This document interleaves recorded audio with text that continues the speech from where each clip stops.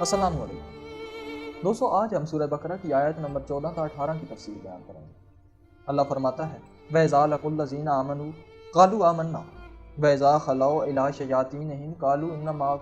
إِنَّمَا نَحْنُ مُسْتَهْزِئُونَ اللَّهُ يَسْتَهْزِئُ بِهِمْ وَيَمُدُّهُمْ فِي طُغْيَانِهِمْ يَعْمَهُونَ، یعنی جب وہ مومنین سے ملاقات کرتے ہیں تو کہتے ہیں کہ ہم ایمان لائے ہیں اور تمہاری طرح کے مومن ہیں، اور جب خلوت میں اپنے شیطانوں سے جا ملتے ہیں تو کہتے ہیں کہ ہم تو تمہارے ساتھ ہیں اور ان سے تو ہم مذاق کر رہے تھے۔ خدا ان کو ان کے مذاق کی سزا دے گا اور ان کو ان کی سرکشی میں پڑا رہنے دے گا اور وہ اسی میں حیران رہ جائیں گے۔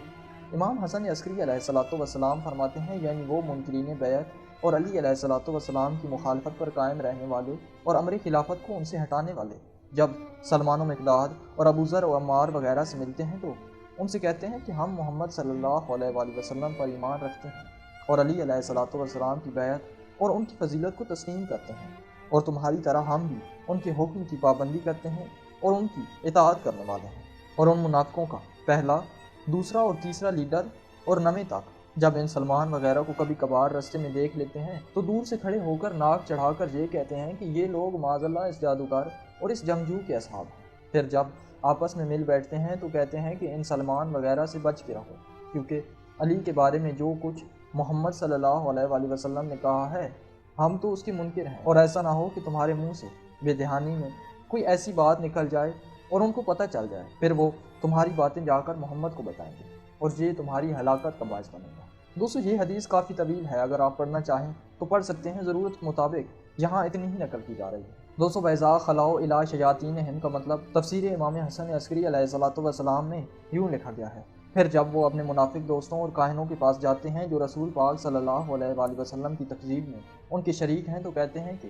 ہم تو اس مشورے میں جو علی سے خلافت اور ولایت کے ہٹانے کے بارے میں کیا گیا ہے تمہارے ساتھ شامل ہیں، اور ہم جو ان سلمان وغیرہ سے نرمی سے پیش آتے ہیں اور ان کے منہ پر ان کی تعریف کرتے ہیں تو یہ تو ہم بس ہنسی مذاق کی غرض سے کرتے ہیں۔ اے محمد صلی اللہ علیہ وآلہ وسلم، اللہ ان کو دنیا و آخرت میں اس ہنسی مذاق کا بدلہ ضرور دے گا۔ اللہ ان کو تھوڑی مہلت دے گا اور ان کو توبہ کی طرف دعوت دے گا، اور اگر وہ توبہ کریں گے تو وعدہ ہے کہ ان کو بخش دے گا،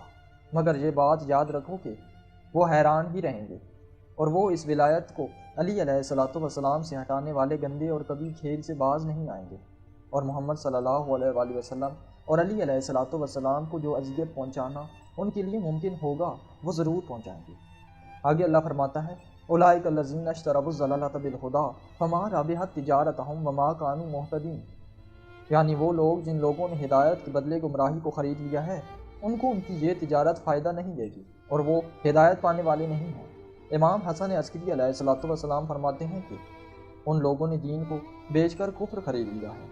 اور ان کو اس تجارت سے آخرت میں کوئی فائدہ نہ ملے گا، کیونکہ انہوں نے جنت کے عوض دوزخ کو خرید لیا ہے اور وہ حق اور ثواب کی طرف ہدایت نہیں پائیں گے۔ اس کے بعد امام فرماتے ہیں کہ جب یہ آیت نازل ہوئی تو ایک گروہ آیا اور آ کر کہنے لگا کہ یا رسول اللہ، کیا آپ نے فلاں شخص کو دیکھا ہے جو پہلے غریب تھا اور اب عرب کا مالدار شخص بن گیا ہے؟ پھر دوسرا گروہ آیا اور کہنے لگا کہ یا رسول اللہ، کیا آپ نے فلاں شخص کو دیکھا ہے، وہ پہلے بہت مالدار تھا اور اب بالکل غریب ہو گیا۔ تو رسول پاک صلی اللہ علیہ وآلہ وسلم نے فرمایا، کیا میں تم کو ایک ایسے شخص کے بارے میں بتاؤں جس کا حال اس پہلے شخص سے بہتر ہو، اور ایک ایسے شخص کے بارے میں بتاؤں جس کا حال دوسرے سے بدتر ہو؟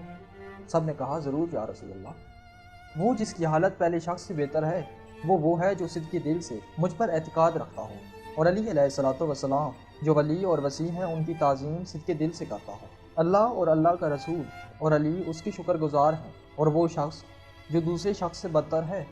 وہ ہے جو علی کی بیعت کرے اور اس کے دشمنوں سے دشمنی اور مخالفت کا اظہار تو کرے اور بعد میں اس بیعت کو توڑ ڈالے اور اس کی مخالفت اختیار کر لے اور اس کے دشمنوں کا دوست بن جائے اور اعمال بعد پر اس کا خاتمہ ہو اور آخر کار وہ جہنم میں جائے گا۔ پھر نبی پاک صلی اللہ علیہ وآلہ وسلم نے فرمایا، تم پر لازم ہے کہ تم علی کی خدمت بجا لاؤ جس کو اللہ نے پوری دنیا میں مکرم اور مرتضیٰ بنایا ہے، آسمان اور زمین میں میرے بعد سب سے افضل قرار دیا ہے، اور ان کے چاہنے والوں کو دوست رکھو اور ان کے دشمنوں سے دشمنی رکھو۔ مثلہم کمثل الذی استوقد نارا فلما اضاءت ما حولہ ذہب اللہ بنورہم وترکہم فی ظلمات لا یبصرون، ان کی مثال اس شخص کی سی ہے جو آگ روشن کرے تاکہ اس کو اس کی ارد گرد کی چیزیں دکھائی دینے لگیں، اور جب ان کو وہ ساری چیزیں دکھائی دینے لگیں تو اللہ اس نور کو دور لے جائے یا بجھا دے اور ان کو اندھیروں میں چھوڑ دے اور وہ دیکھ نہ پائیں۔ امام فرماتے ہیں کہ یہی حال ان منافقوں کا ہے جنہوں نے علی کی بیعت کو توڑ ڈالا اور ظاہر یہ شہادت دیتے ہیں کہ لا الہ الا اللہ وان محمدا عبدہ ورسولہ وان علی ولیہ ووصیہ ووارثہ وخلیفۃہ وامتہ۔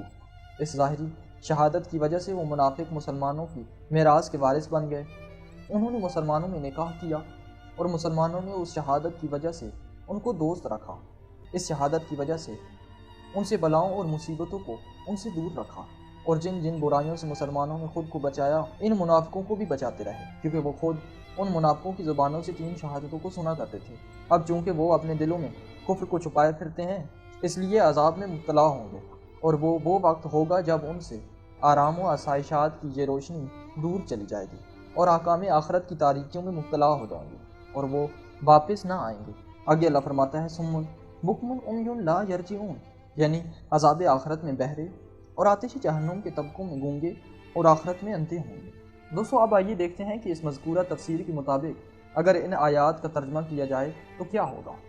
اور جب وہ منکرین بیعت سلمان وغیرہ سے ملتے ہیں تو کہتے ہیں کہ ہم محمد پر ایمان لے آئے ہیں اور ہم علی علیہ الصلوۃ والسلام کی فضیلت کو مانتے ہیں اور ان کی اطاعت کرنے والے ہیں۔ اور جب وہ اپنے منافق دوستوں اور کاہنوں سے ملتے ہیں تو کہتے ہیں کہ ہم تو اس مشورے میں جو خلافت و ولایت کو علی سے ہٹانے کے بارے میں کیا گیا ہے تمہارے ساتھ ہیں، اور ہم جو سلمان وغیرہ سے نرمی سے پیش آتے ہیں ان کی تعریف کرتے ہیں، یہ تو بس ان سے ہنسی مذاق کرتے رہتے ہیں۔ اے محمد، اللہ ان کو ان کی ہنسی مذاق کا بدلہ دنیا و آخرت میں دے دے گا۔ اللہ ان کو تھوڑی مہلت دے گا اور ان کو توبہ کی طرف دعوت دے گا، اور اگر وہ توبہ کر لیں تو وعدہ ہے کہ وہ بخش دیے جائیں گے۔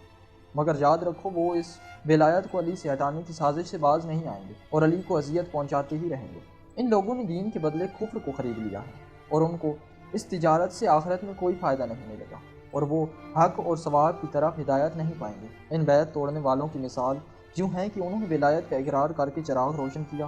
اور جب وہ سب کچھ دیکھنے لگے اور ان کی زندگی آسان ہو گئی تو دل ہی دل میں اس بیعت کے منکر ہو گئے۔ اب اللہ ان کو عذاب میں مبتلا کرے گا اور روشنی ان سے دور چلی جائے گی، اور وہ آسائشات کو دوبارہ نہ دیکھ پائیں گے، اور وہ ولایت کی بیعت کو توڑنے والے عذاب آخرت میں بہرے اور آتش جہنم کے طبقوں میں گونگے اور آخرت میں اندھے ہوں گے۔